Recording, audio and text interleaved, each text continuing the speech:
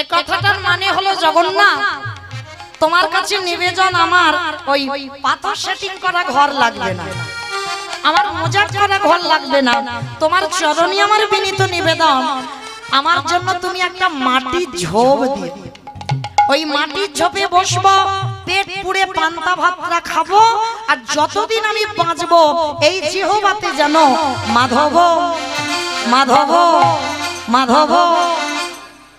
ও মাইরা, আমি আর আমার সম্প্রদায় বলবো, আপনারা একবার বলবেন না? একবার মা কালী দিব্যি, আর বলবো না, এইবারটা শেষ, সত্যি বলছি। একবার দেখি যাদের যাদের হাত আছে তোলেন একবার।